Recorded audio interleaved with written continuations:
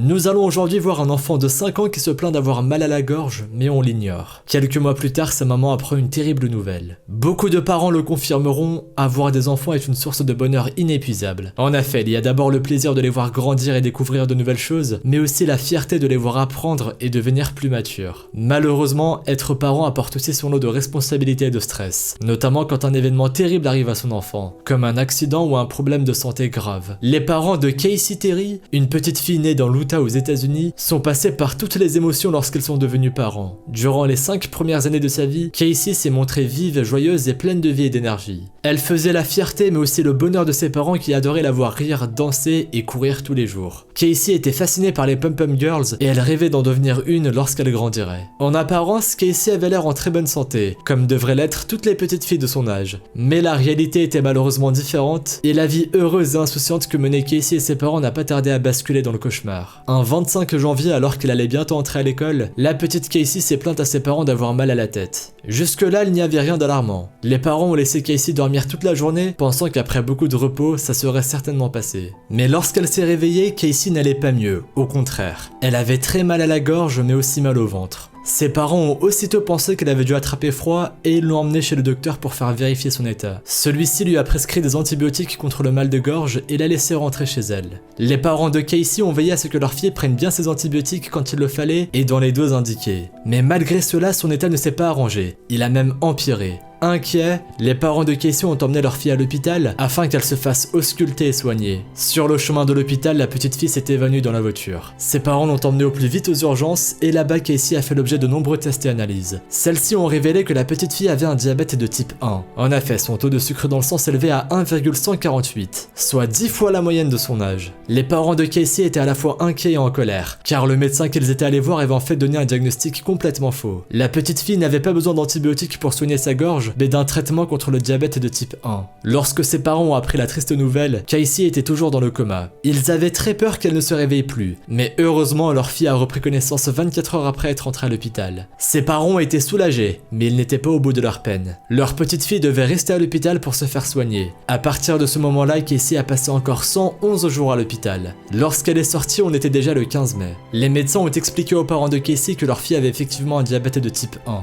Au début, la maladie a des symptômes qui ne semblent pas grave puisqu'il s'apparente à un simple rhume ou à un coup de froid. Et pourtant il faut pouvoir la dépister tôt afin de ralentir au maximum son évolution. Les médecins ont prévenu les parents de Casey que leur fille pourrait recommencer à vivre normalement, mais qu'elle devrait faire avec les symptômes de la maladie, à savoir un besoin plus fréquent que la normale d'aller aux toilettes, une impression de soif plus prononcée, beaucoup de fatigue et une possible perte de poids. Ses parents ont remercié les médecins et se sont promis de faire tout ce qu'ils pourraient pour rendre la vie de Casey plus facile. Mais au moment où les parents de Casey pensaient que l'état de leur fille était en train de s'améliorer, celle-ci a fait une nouvelle crise et elle a été de nouveau admise à l'hôpital le 27 juin. Elle n'a pu rentrer chez elle que le 9 juillet. Et une fois de plus, les médecins ont informé les parents que la vie de leur fille serait compliquée avec la maladie. Les parents comprenaient ce que cela impliquait, mais ils étaient prêts à faire tous les efforts qu'il leur était possible pour trouver des solutions qui pourraient soulager leur fille. Les parents de Casey avaient mis en place une page Facebook sur laquelle ils postaient régulièrement des infos sur l'avancée de la maladie de Casey et l'évolution de ses symptômes. Ils recevaient régulièrement des messages de soutien de la part d'autres parents et cela leur faisait chaud au cœur. Malheureusement, lorsque Casey est revenue à la maison, son état ne s'est pas amélioré et même si la petite fille se battait très fort contre sa maladie, elle a fini par en décéder 2 jours seulement après sa sortie de l'hôpital. C'était le 11 juillet.